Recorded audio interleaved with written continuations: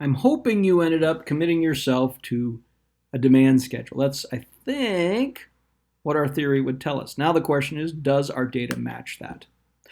And yep, it does. Again, there's some outliers. Now this is just the United States and across numerous time periods. And so this is not many countries. This is actually what we would call a time series, not a panel.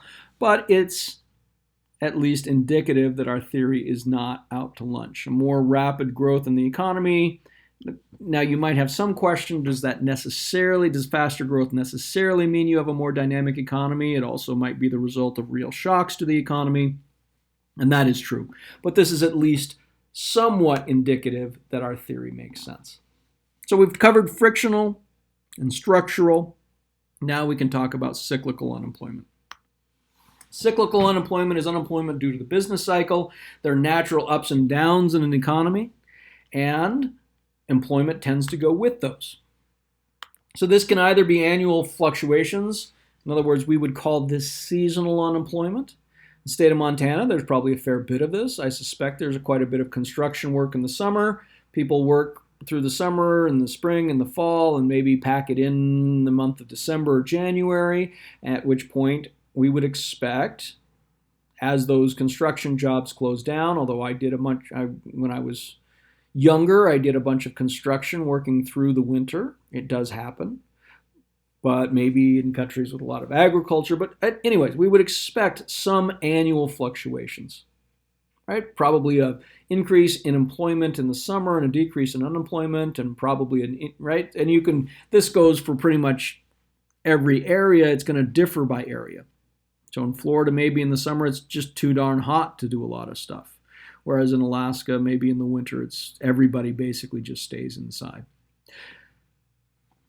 So that's what we call seasonal.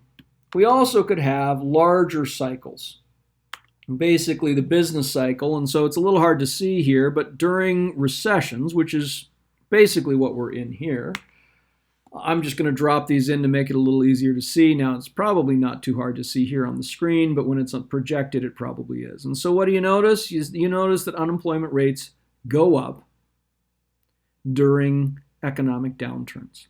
So this also would be what we would call cyclical unemployment. It's not baked into the economy. It's the result of cyclical or changes in the cycle in the economy. Things go up for a while and then they go down, and there's a whole question as to what that is and how we understand short-term fluctuations. Sadly, I don't think we have enough time in the semester to get to those models, but basically this does tell us that this is what we would call cyclical unemployment. And so this leads us to something that we as economists call the natural rate of unemployment. In other words, there's these cycles, but then we have underlying those cycles, there's structural plus frictional is going to be what we call the natural rate of unemployment. And so this does change across time. If we have a more dynamic economy, that might increase frictional unemployment and reduce structural unemployment. Those two together, however, are called the natural rate of unemployment. In other words, that's a sense of sort of what's baked into the economy. It's not saying it's good or it's bad. It's simply saying that that's kind of what we would expect. And so here, the red line is, in effect, this is the natural unemployment rate. Now, you'll notice it does go up and then go back down here, and it does fluctuate. But it moves around a whole heck of a lot less than the raw, unadjusted unemployment rate. Oftentimes, one way to get at cyclical unemployment would be to compare the unemployment rate with the same period a year ago. Okay. So now we could get to the labor force participation rate. And this, I actually think, is far more important than the unemployment rate. And yet this gets far less publicity. Now, I don't think it's any harder conceptually, and it's certainly not harder to measure or report, but it gets a lot less press. The headline is the unemployment rate. But I actually think what is far more important is the labor force participation rate. And it turns out when we bring the labor force participation rate and the unemployment rate in conjunction and look at both of them, we're able to actually say quite a bit about whether an increase in the unemployment rate is a good thing or a bad thing.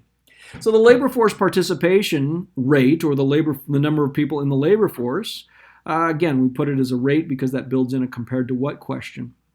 But this really gets at, do people want a job? Are they looking for a job? Do they think that things are good enough that they stand a reasonable chance at finding a job? And so the labor force participation rate, unsurprisingly, is going to be the people in the labor force divided by ACNIP. So in this formula, I just put the adult population. That should actually be the adult civilian non-institutionalized population.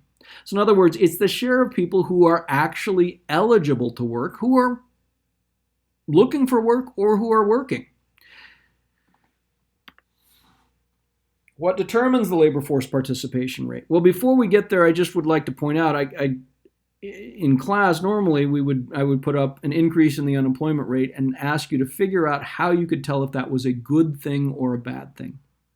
And my answer would be, a quick way to figure out would be to say, if the unemployment rate goes up and the labor force participation rate goes up, in effect, a large part of that reason is almost certainly that people have moved from being out of the labor force to being in the labor force but not having a job. Now, I would view that as a good thing. In effect, people said the economy is doing well and the prospects for the future are good enough that I'm going to stop sitting on the couch or stop doing other things, and I'm going to jump back into the economy and I'm going to work. That's probably a good thing. So that would be a case. So if you see an increase in the unemployment rate and an increase in the LFPR, that's a good thing. On the other hand, if you saw an increase in the unemployment rate and a decrease or a steady level of the LFPR, what that would mean is either people have left the labor force and fewer of those who are in the labor force are employed, or that you have a constant number of people in the labor force and they have moved from being employed to being unemployed.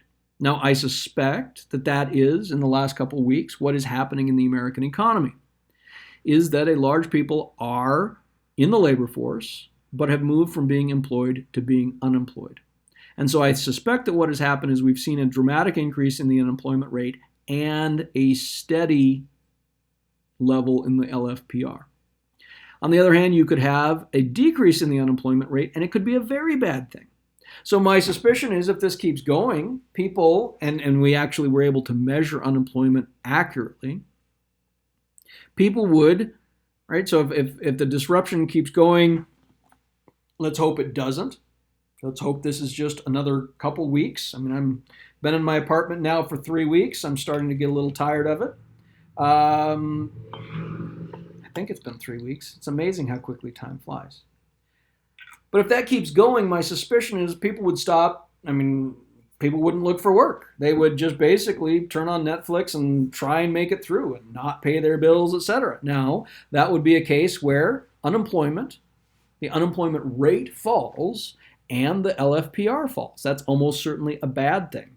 On the other hand, we could have the unemployment rate fall because people who were in the labor force found a job, or because people entered the labor force and found a job. So if we see a decrease in the unemployment rate and a decrease in the LFPR, it's probably a bad thing. If we see a decrease in the unemployment rate and an increase or stable level in the LFPR, it's probably a good thing.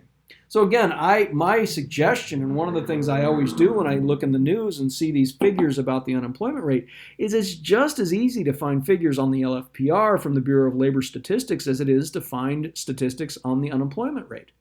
And I don't know if it's just a lack of economic literacy in the press or in the general public that keeps news agencies from reporting the LFPR when they report the unemployment rate, but it definitely almost never is presented. And I think that's really unfortunate. If I had to pick one that is particularly relevant, if I could only pick one, the unemployment rate or the LFPR, I personally would report the LFPR, not the unemployment rate. Now, again, I would argue that we're probably best off with both. Okay, so now what determines the LFPR? Well, one is going to be life cycle effects, another is going to be demographics, and again, the other one is going to be incentives. Now, life cycle effects and demographics are pretty similar. So part of this is simply going to be, they're actually pretty closely related. So it shouldn't be any huge surprise that typically people age 16 to 19, about close to half of them in 2006 were part of the labor force. Meanwhile, and again, this is the ACNIP. It's the share of the adult civilian non-institutionalized population ranging from 16 to 19 who are in the labor force, who either have a job or who are looking for one, close to half. Ages 25 to 54, the share of those who are adult, civilian, and non-institutionalized, around 80, right? Close to more than 80% of them are in the labor force. Again, this isn't telling us whether they are employed or not. And then we get to those who are over 65, only about 15% of them are in the labor force. Again, those who are not in the military or who are not in jail or mental institutions. Clearly, anybody over 65 is not a kid. So that's one thing, is sort of the life cycle effects. Now, here and then we also have demographics. And so if you want to think about that in aggregate, maybe I'll go back here.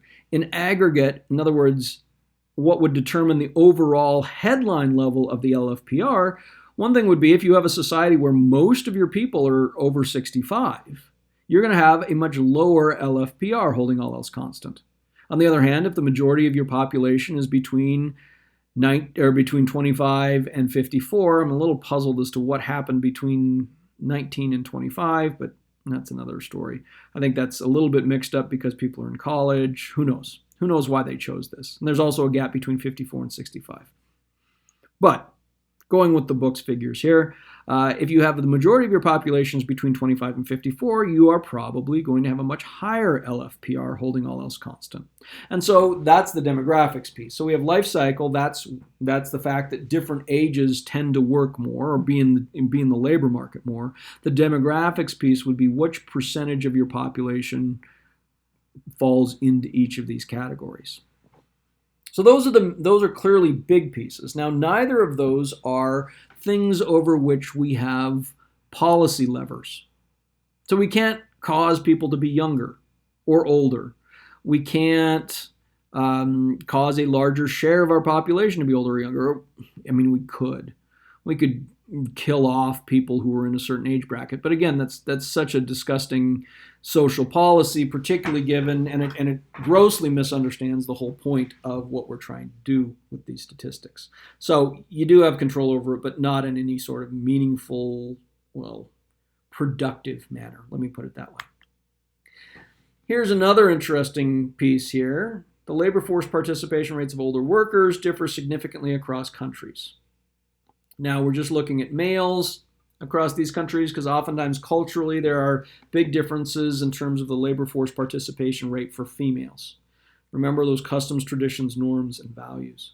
So in Belgium, of those 55 to 64, only around a third of them are in the labor force. Now in the United States, you're looking at a relatively high portion. In Japan, you have a really high portion.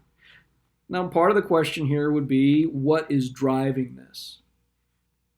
Now, part of it might be culture. Maybe the people in Belgium, right? Maybe they don't like to work when they're old. But a lot of it ends up being that in many countries, it turns out in Belgium, you can retire at 55 with your full pension. So guess what? Even people who want to work and enjoy their job, when they say, look, you're going to actually penalize me, which is what we're talking about with implicit taxes here. In other words, they're not explicit, but if you do some digging, and we could spend a lot of time on this, it turns out that even in the United States, the longer you work, at some point, the amount that you are giving up in your pension and your Social Security versus the amount that you are being taxed on your income, it actually turns out that you, by working longer, end up coming out worse off. And so that's basically, it's not an explicit tax, but we can calculate sort of what the implicit tax is. And so here we look at the implicit tax index versus the male labor force participation rate. Now, stop for a moment and say, should this look like a supply or a demand schedule? In other words, if we have higher taxes on your income as you continue to work longer, will we get a higher or lower labor force participation rate? I'm hoping you said demand. Let's see if this looks like demand. That's my intuition. Hey, yes, not only is my intuition right, but the data matches my intuition. So in Belgium, you have a very high implicit tax rate. Now in Italy, you also have a high tax rate, which explains why that you have a lower labor force participation rate for people in that age bracket.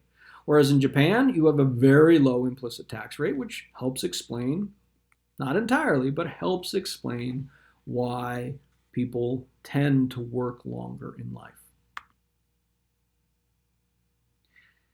So hopefully that helps explain. Now, again, as I mentioned, there are differences in the labor force participation rate based on culture. And one of those here might be female labor force participation rate. Now, this is going to be the female labor force participation rate in the United States. So if we look at 1948 through 2005, now the title gives this away. It has increased rapidly, but it has increased very rapidly. In 1948, less than 40% of the female population was in the labor force. Again, the adult civilian non-institutionalized female population. Less than 40%. Now we're around 80%. It's more than, I don't know if it's more than doubled, but it's pretty close to doubled in, at least in this data, in roughly 50 years. What happened? Part of that was cultural. Right? Between 1948 and 2005, the culture changed a lot. When my mother went to college, she was explicit. She said a large part of the reason I went to college was to get my MRS degree. Yeah, that's another joke. MRS, Mrs. A lot of people in her generation went to college to find an eligible husband. In the present, I don't think very many of the females in this class are here to get their MRS degree. I think most of you, from my experience, are in class because you are trying to improve your employment prospects. And that is a major cultural shift. What isn't a cultural shift, however, is the number of women entering professional degree programs. And you look at that did not take off dramatically until the 1970s. Between 1970 and really in 2000, you saw, but the big takeoff was between 1970 and 1980. And so this one I would say is not so much cultural, although maybe in 1970, the feminist movement and bra burning suddenly mean that women go, oh, I too can be a doctor. I too can be a lawyer or a dentist or somebody in business. But I don't think that's what's driving this. What do you think is driving the dramatic uptick in professional degree programs for women? Pretty sure I know the answer. And I'm pretty sure it's a little white object. I would say the majority of this reason is attributable to, and I'm not the only one, research clearly demonstrates this, that the major driving force behind this was a reliable oral contraceptive, giving women control over not just whether or not they had kids, but when to have children.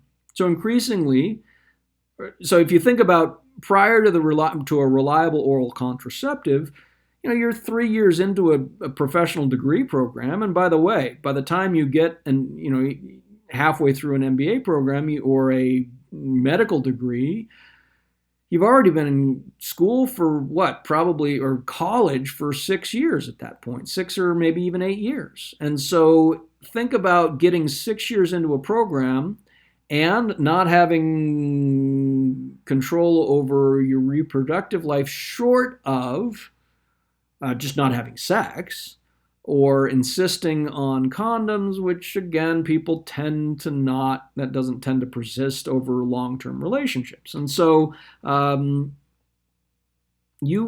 would be a major issue. Or even think about falling pregnant right after you finish your degree program. It turns out usually the first couple years of a career are pretty important as you get yourself established. Now, it's not just the pill. We also, and I don't know how to disentangle these magnitudes, we also, if I think about it, I think Roe v. Wade and the decriminalization of abortion also happens somewhere in this time here. Well, I happen to have the internet here on another device, and let me see when Roe v. Wade happened.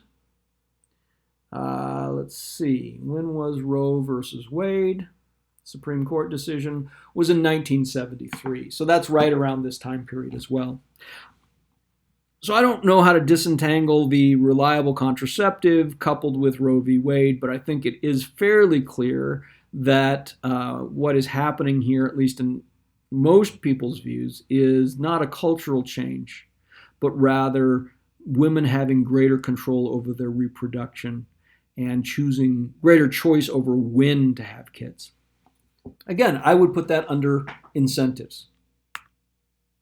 So the takeaway from this, some level of unemployment is normal. Some level of unemployment is not only normal, it's healthy. We want a reallocation of labor, just like we want a reallocation of capital to higher valued uses. We can help workers adjust, or we can try and fight the adjustment.